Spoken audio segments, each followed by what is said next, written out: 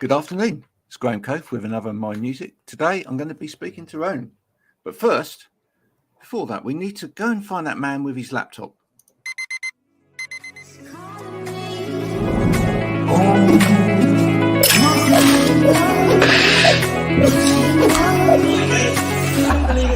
I need to get going, Mel. See you later.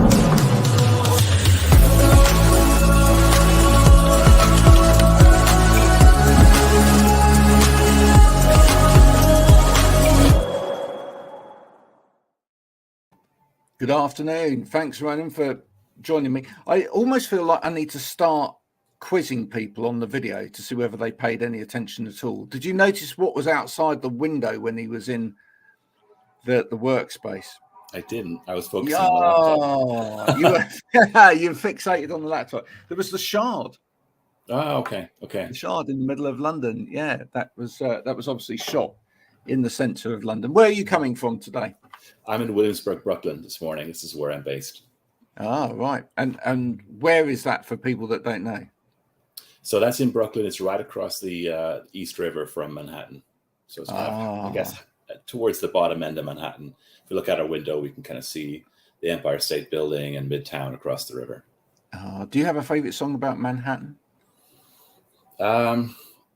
What comes to mind is probably Billy Joel's New York song. I'm a huge Billy Joel fan when I was a kid. I still respect his songwriting. So that's probably the first one that comes to mind. Yeah, that's one. I really love Hey Manhattan by Prefab Sprout. Do you remember them? I remember them, but it was more my oldest brother was into them. I actually listened to a lot of 80s music because I grew up listening to what my older brothers listened to a lot of. And my oldest brother was a big New Wave fan. So I inherited a lot of that music, but Prefab Sprout, for some reason, never kind of trickled down. I don't know why. That never hit your consciousness. Well, no. So let's talk about those early days of listening. What was it that you were listening to early on in your life? So I listened to whatever my family was listening to. My parents would listen to a bit of Johnny Cash, a bit of ABBA, Chris Christopherson. So some of these really good songwriters, ballad singers, Elvis Presley, and then as I got a little older, my brothers would listen to, I have three older brothers. So, one of them would listen to New Wave. He would listen to David Bowie. The other brother would listen to Def Leppard, Mott the Hoople. So it was a good kind of mix there. Yeah. The Cure, New Order, Joy Division. And then I have a brother who's just a year and a half older than me. And as we got into school and college, he was listening to Guns N' Roses and a little bit of Nirvana. And at that point, I began to kind of get my own taste in music. I did go through a phase of loving Bros and Michael Jackson. And then I kind of evolved out of that into blues music. I started listening to John Lee Hooker and B.B. King, Muddy Waters. And then when I got to college, I was introduced to the kind of the wave of blues bands of the 60s in England, Rolling Stones, the Beatles, Cream, Eric Clapton, Jimi Hendrix. And then in college, people started dumping grunge and indie on me, which didn't really make sense because it was very against the rules. But once I kind of got used to it, that became a huge influence. So I've kind of merged all those together as I've gone through life, and that's been a weird melting pot. Yeah, no, well, it isn't. I mean, it's interesting you mentioned John Lee Hooker because a lot of people actually that have come through on this program have said John Lee Hooker. But John Lee Hooker had a little bit of a revival around that time. He had an album out that was really popular. It kind of sort of resurfaced him again. Same with JJ Cale at the time. They both kind of had albums out that really kind of, got a lot of good critical acclaim, and that kind of put them back on the map. Was it his latest music that you were finding, or was it? Well, I think it was. He was getting popular again, and I think they had him on some ads. There was a song Boom Boom that was Boom Boom, yeah. And then there was a magazine at the time. This is back when you bought magazines with a CD, taped to the front of it, and it was, History of the Blues. And he was, I think, episode 1. So I had this CD of 12 John Lee Hooker songs, and it was from the early all the way through the latest. And I was just fascinated by the recording style because the early recordings, it was just him in a room, and he had taped Coca-Cola bottle tops to his shoes, so he could do this tapping. So you hit this weird clicking rhythm going on, and he was using a lot of echo, and so I just loved that style. And then as I went through that magazine, I was introduced to Muddy Waters and Bo Diddley, and then from there I just started like researching like, who else should I listen to, and just kind of went into every other blues artist I could get my hands on at that point. Yeah. Which Do you helps. think that was kind of a reaction in a way? I partly think it was for me, was that a lot of music had just kind of come out of having grown up in the 70s, etc., where music was still a lot of it recorded on analog, etc., and then into the 80s where music was just becoming really digital and really clean and really, really orchestrated, if you like, to that extent, where suddenly you hear something like that and you think that's really authentic. There's something. The technology is bottle caps. That's brilliant. Yeah. Or even like Robert Johnson, just the recording quality is terrible, but there's something about the sheer energy and emotion and the power of the songs. So for me, that just the songwriting, even a bad recording, if the song is good, and even if you take that song and rearrange it and do it in a different key or change the way it's played, like the song still comes through. So yeah, I think solid production and recording quality, I love that too, but there's something about the rawness of the song. It'll always come through. So I love that about the early blues recordings for sure. Did you then gravitate into, I did, but did you then gravitate into a lot of the independent music, the independent artists that were then producing alternative stuff throughout sort of like the late 80s, 90s, because it was trying in a way to be authentic but still having the modern sounds in there?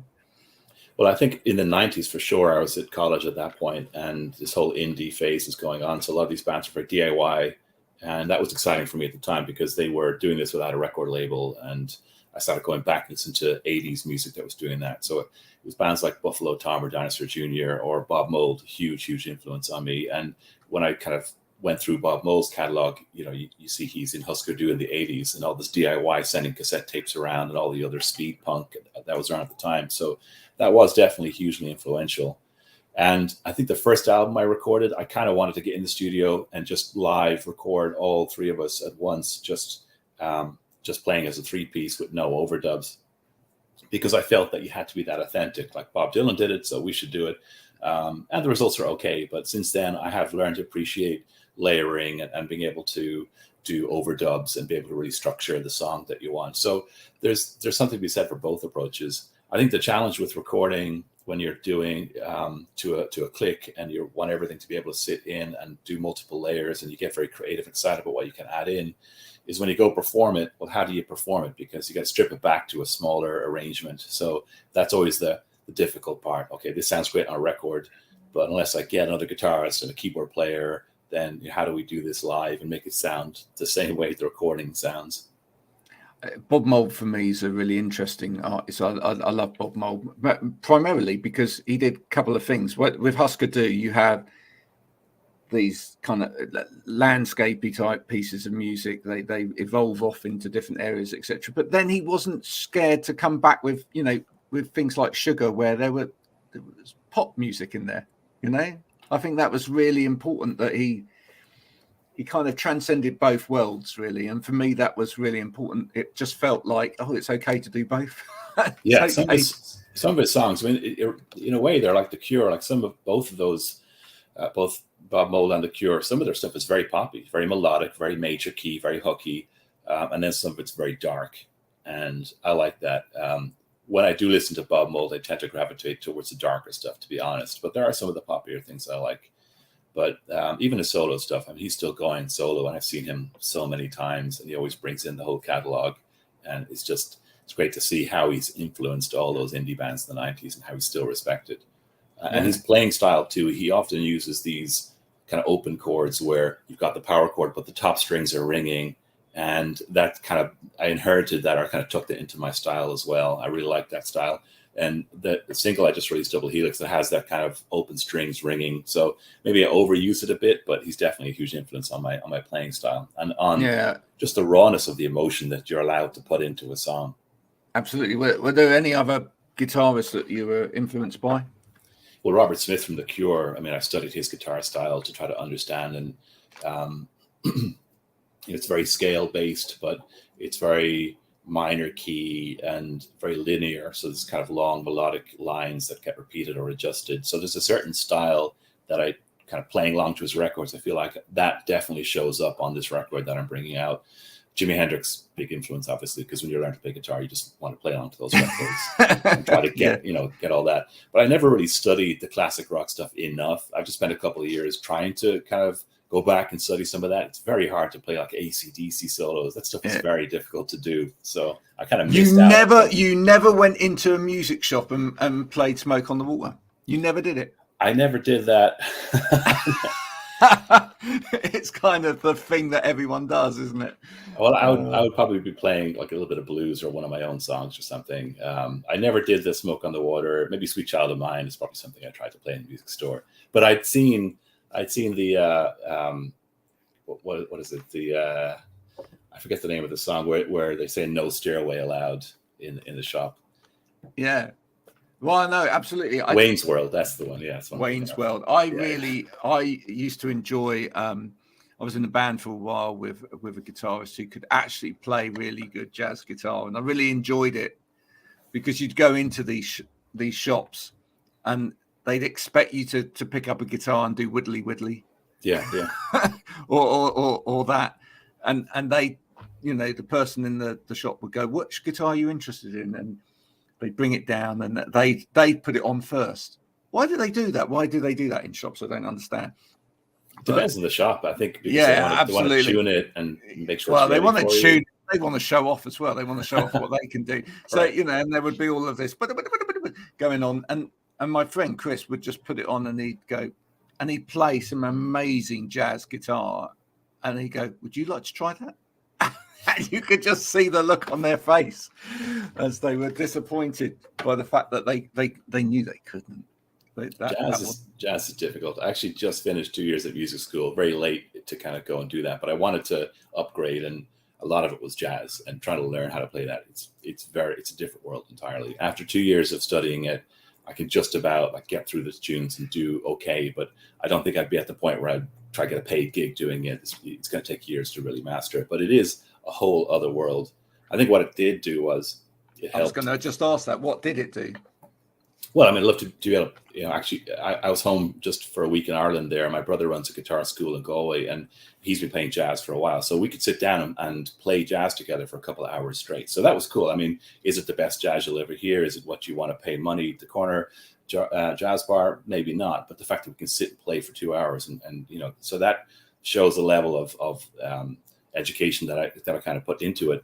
But we also covered a bunch of other genres like funk and some classic rock tunes and learned to play drums a little bit, which is cool. I think one of the things I really took out of it was understanding some of the options for songwriting, and my songwriting began to change a little bit. Different chords would come in, and transitional chords, and how to think about the tension and release more. And just the fluidity of the guitar playing. So it definitely is going to show up, but I would imagine it'll take years for it to kind of, percolate out there into what I'm doing. Yeah, but that's what I love, you see, about sort of evolving yourself as a musician, is that, it can be anything, can't it? It can be just learning to play something in a different style, or learning a different, type of music, etc. It can just even be buying a new guitar. Yeah, anything can help you evolve into the next thing. So good on you for spending that time, because that's dedication to the cause. Not everybody does that. Some people make the same record all their life, status quo, but it doesn't matter. They are very successful doing it though. So some people are really successful doing it, but if you want to actually, if you want your output to develop over time and allow you to do things that are in your head, but you don't necessarily physically need to know how to do it at that point. Yeah, you have to carry on, don't you? You have to carry on sort of learning and developing. Yeah. So tell me about this latest project. How did this come about? So, well, I talked a little bit about The Cure and those influences from the 80s that I'm still kind of very much into. A lot of what I've written and released over the years has been a sort of a mix of the more indie Americana songwriting kind of set, little bit of gothic rock maybe, but a lot more indie rock almost. And I haven't really gone as far in the gothy direction, but I was playing in a band called Oh Halo, and Julie was the lead singer of the band. This is many years ago, and she had Marcy on keys, so that 2 female vocals. And I used to see this band live, and I went to see them so often that I eventually joined the band, because what excited me about them was they reminded me of bands like Love Spirals Downwards and Autumn's Great Solace. These are bands with lots of guitar effects layers and then the ethereal female vocals over it. So I kind of wanted to replicate that and capture that. And I probably pushed Oh Halo a bit too much to kind of go in that direction. So eventually I realized I probably had to do it kind of on my own. So I came up with the idea of writing some of these more dark gothy songs and seeing if I could get different guest vocalists to appear on the record, which proved to be difficult. There are a couple of things I learned. One, if you write male vocals, female vocals isn't just that an octave up. Like it's actually not that straightforward. It's somewhere in the middle. Like it sounds obvious now, but I thought, well, you just sing an octave up. So I'll sing it and then you'll come in. Didn't work. So some female vocals would come in and try to sing, and they would have to come up with a different melody in between. Also finding vocalists who were into that type of music and could really feel the emotion of the song. So it was difficult to find singers to do them. What I would do is I would do a scratch vocal, and we would have that vocal take, and I would think, okay, here's something to show them they can work on. But as we went through the project, we found people who could sing some of the songs, and other ones we didn't really find anybody, but we grew to like the vocals I had done. So the project kind of evolved. So it's really drawing on those Autumn's Great Solace, Chelsea Wolfe, The Cure, all that goth stuff. Lots of guitar, layers of guitar, synth, and half the songs of females, half of me.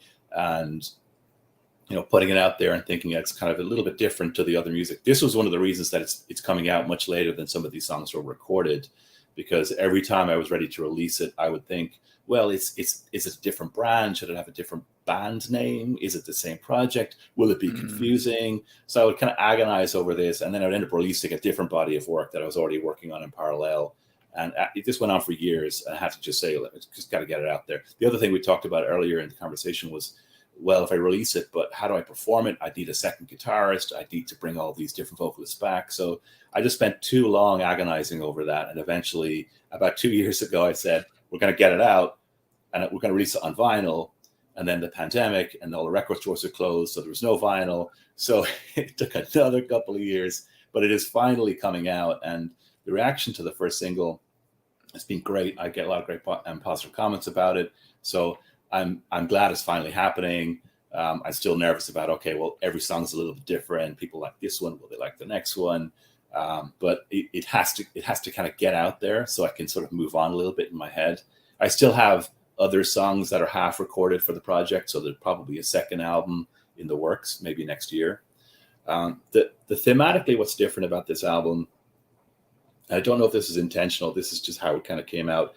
A lot of the songwriting that I do is situational. It's about, this relationship or this person or this thing that happened, whereas these songs seem much more extracting a life experience, a formula, something that's universal across all those experiences, the concept of relationship, the concept of human connection. So it's more kind of abstract in some ways. It's also, some of them are like darkest fears. There's one song on the record, which might be the third single, which reminds me of a song by The Cure called Fear of Ghosts. And it's a B-side. And in that song, there's like these whispering voices that are kind of almost terrifying in their intensity. So I like that idea. And I kind of, influenced by that, this song, Born in Conflict, has this melodic vocal track, and then the middle section of it before the last verse is just these whispering voices echoing and overlapping, which are kind of almost like the darkest fears that you probably wouldn't say aloud about, where you fit in things. So it's a vulnerable record to put out there. And I think that's part of ultimately probably why it's taken me so long to get it out. All the other stuff is excuses, it's a different band name. Oh, yeah. So really, it was you struggling with yourself as to whether to put it out. Yeah. I feel like it. That rings true when I say it out loud. So maybe that's it. I don't know. Yeah. But the other things actually happen. Yeah. You actually, but you wonder whether you could have pushed past some of those things, is what you're saying. If you didn't, it's about you feeling comfortable with it. and if Pat's taking this long to feel comfortable about it, I'm sorry if you can hear my dog in the background. He loves the record, by the way. So fantastic. Yeah, it's interesting when you mentioned, because that's an interesting thought. I've never really thought about it like that, about the sort of male thinking about, you know, these parts from a female perspective, etc. But I guess, you know, most of us as male singers, our range is generally sort of down there and then up there. You know, it's sort of it misses a bit. You know, and we can be quite good at the you know, the falsetto, etc. And then we sing in the sort of tenor or baritone range down here.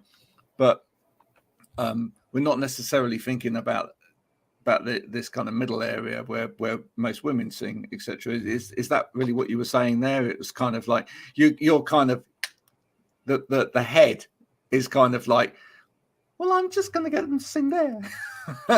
In a way, I just thought, I'll write these songs, and then it'll be easy to have somebody sing them in an upper range. And as it turned out, they were straining their voice to hit those upper notes. So there's one song on the album where the vocalist, you know, my friend Shannon Brown, who appears in 2 songs, she wasn't truly happy with replicating what I was doing. She didn't think it sounded great. We thought it sounded awesome, but she was more comfortable doing a middle harmony line. So we had to record that too. And the 2 of them together sound fantastic. But it was an education for me that when I'm writing the next series of songs, I should be less attached to this is the melody and more looking for harmony lines and options. In a way, that's kind of what Double Helix was. You know, I had a sheet of lyrics, a couple of verses, and I had the verse, and I wasn't sure about the bridge.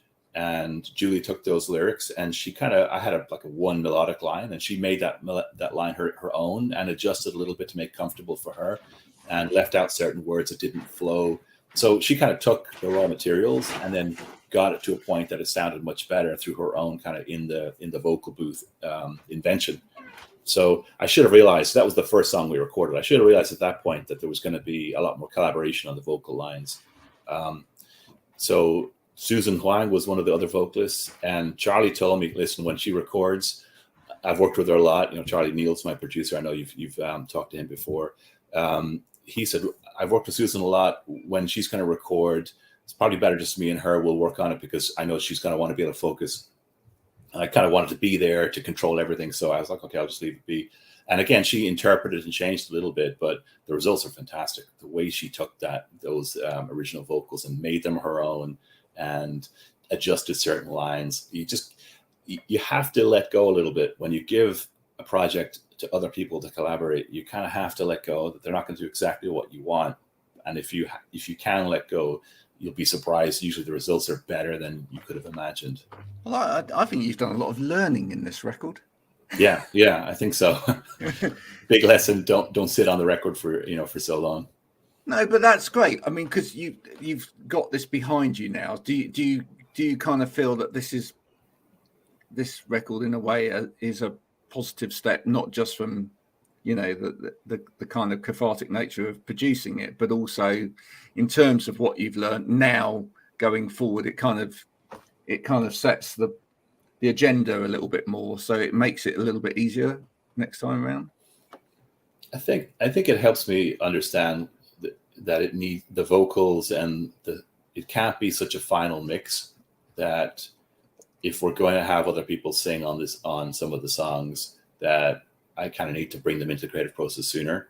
Right. Almost like let's have this as a set of chords or something, you know, and in a quite rough state, and then actually get them in then and say, how are we building this?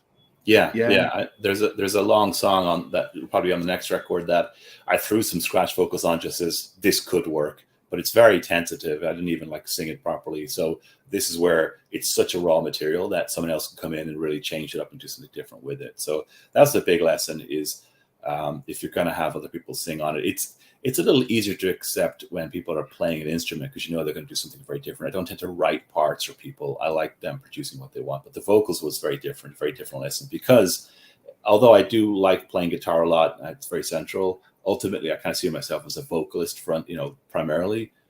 because I write the lyrics in the song and they're an expression of a concept. So letting someone else sing your lyrics is very different. And that's been really interesting. Other lessons with the record, well, I think I still struggle with where does this fit with the rest of my work? And I get different views on that. You know, Shannon, who sings on the record, she looked at the last record I did, which is called The Moment Is Gone. And it's I would think it's kind of a different genre, but she said, no, the same audience that will like this new record, or the same one that listened to the old one. It's still got a lot of gothic rock influences in there. So there is a strong overlap. And I don't know if I fully buy that or if I think it's a different brand per se. Yeah. But I think all of my favorite musicians, a lot of them, you take someone like David Bowie or PJ Harvey, they're constantly reinventing themselves anyway. They're not tied to one identity and one sound. So I probably shouldn't care too much about that. I think even if bands are not necessarily completely reinventing their identity, I think what maybe some bands do though is they react to the previous piece of work. Yeah, you don't want to produce the same piece of work again. And actually, once you've left a piece of work behind, there will be certain things that you've learned from that piece of work that ways of working or themes or whatever that you will have dealt with within that piece. And the next piece that starts up and comes along will be some kind of reaction to that previous piece. Yeah, I think so. I mean, if you're writing, remember the songwriter Damien Rice? Yeah.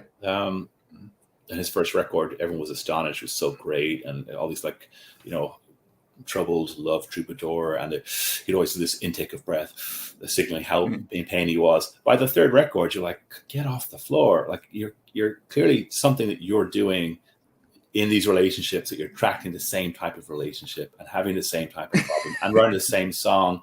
So it got a little bit difficult to listen to him. So yeah, I mean, when I think about records like that, I always wanted to look at my record to say, psychologically, psychically, does it show me in the same paralysis, same state, or am I trying to evolve in some way as a human?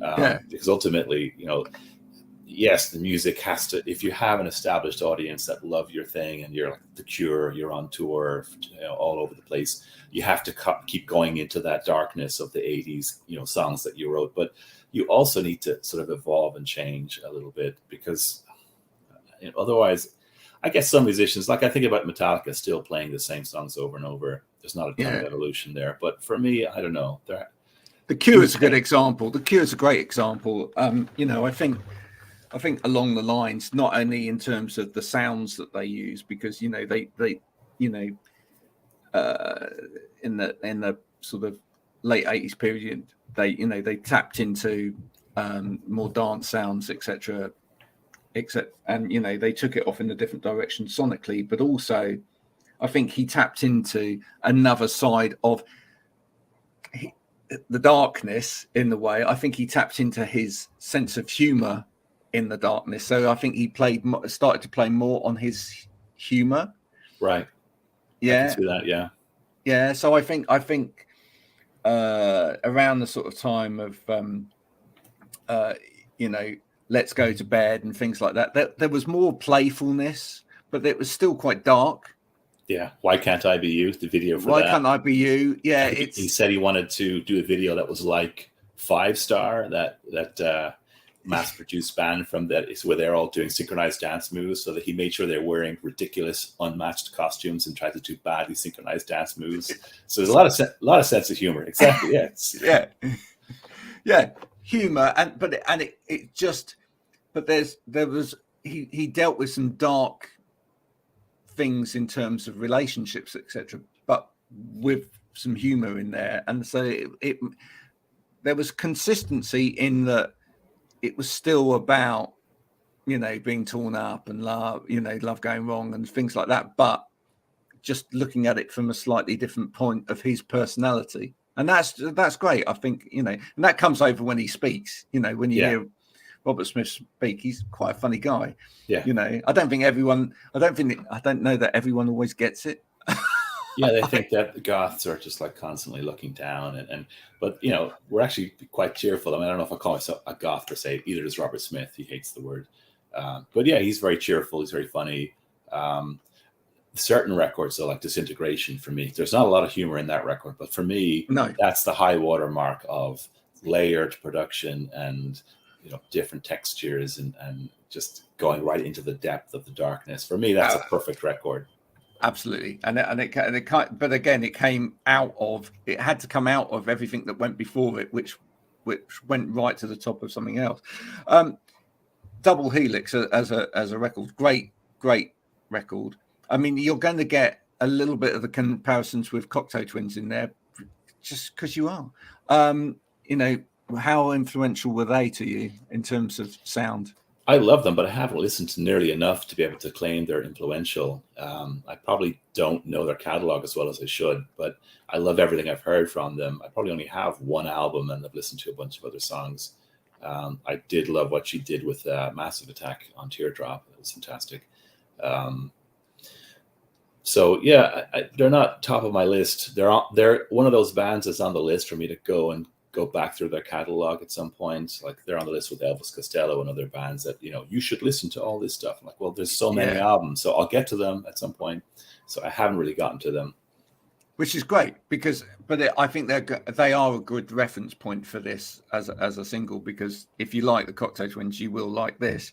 But it makes sense that it sounds like that as well, really. If you think about who their influences are, some of their influences are your influences. And if you think about the vocal the vocal techniques that you've applied in here, you know, Robin Guthrie was doing that with Liz. So that makes sense that there's going to be those connections there. And then you've produced a great video for it as well. Who did that? So her Instagram handle is HypnoDoll. That's what she goes by.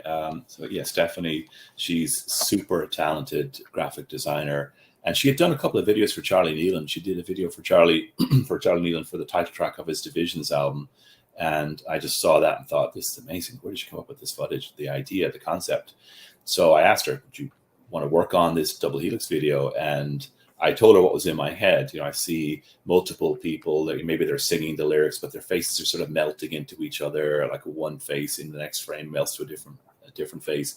I'm also seeing like it's red, and this, you know, the skyline is on fire, it's flames, burning trees, and it looks a little bit like the video for Walking in My Shoes from Depeche Mode. There's like this volcano in the background, and I threw all this into a document, and this is what she came back with. I'm like, that's what was in my head combined with what you're feeling, and you've taken and added concepts. Really special video. So she's finishing off the video for the next song at the moment, and I can't wait to see what kind of a job she's doing. I love this. Yeah, your criteria list for this video. So I want a bit of like Godley and Cream Cry with the faces, and then a bit of Depeche Mode, and she's sitting there going. Okay. She got excited. She was like, oh, I love it. And then she was coming up with other ideas. I'm seeing this and I'm thinking that. I'm like, fantastic. I was saying somebody should like plunge into the water, and they're in the water. And she's like, I've got that covered.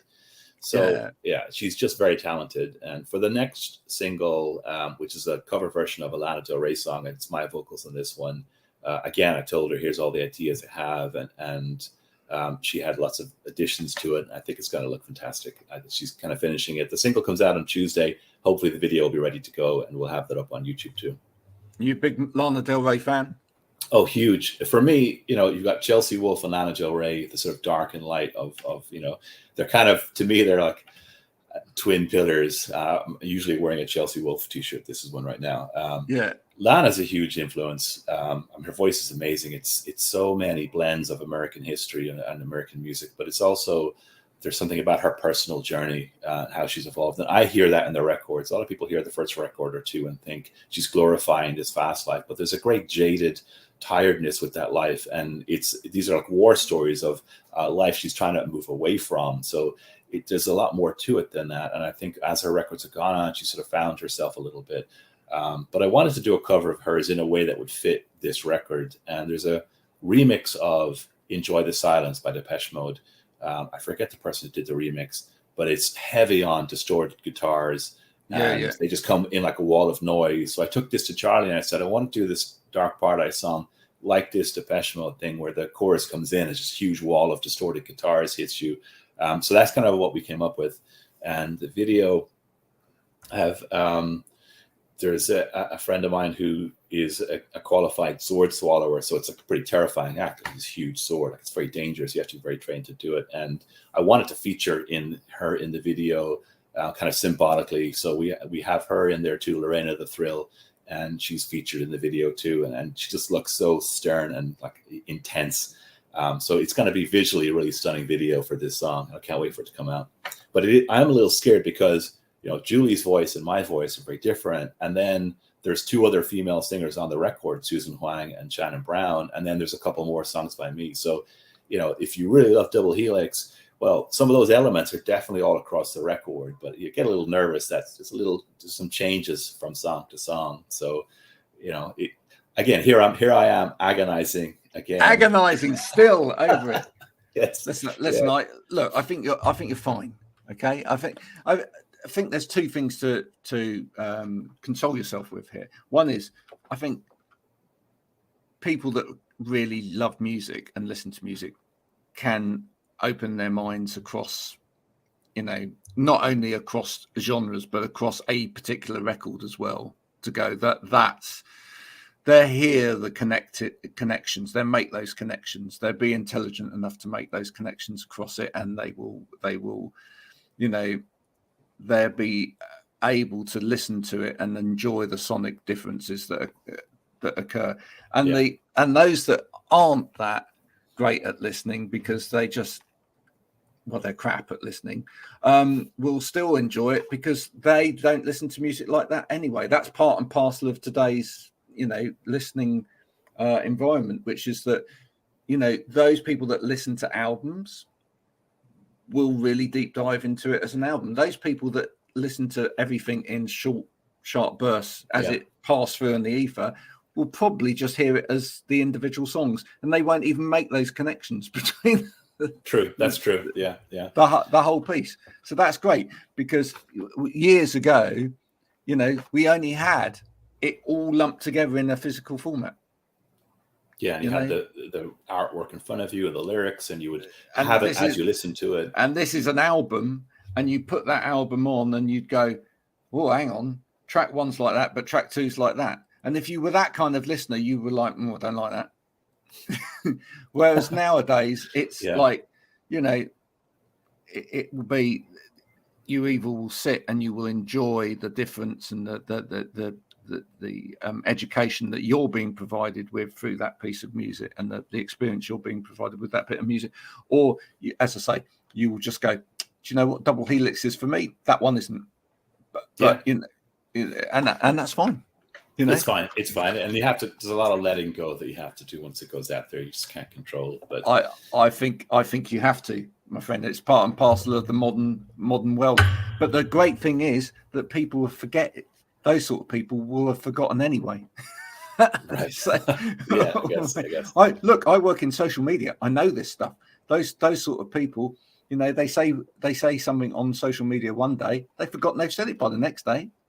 So it doesn't really matter, does it? You know, I think the people that will get you and want to listen to the album will just enjoy it and probably find something from it out different on it and every single play of it. So just and hopefully they'll go back and see what other albums are out there. That just exactly. So I just hold on to that thought as you go into the weekend. Ronan, it's been a pleasure speaking to you today. Where do people get this from?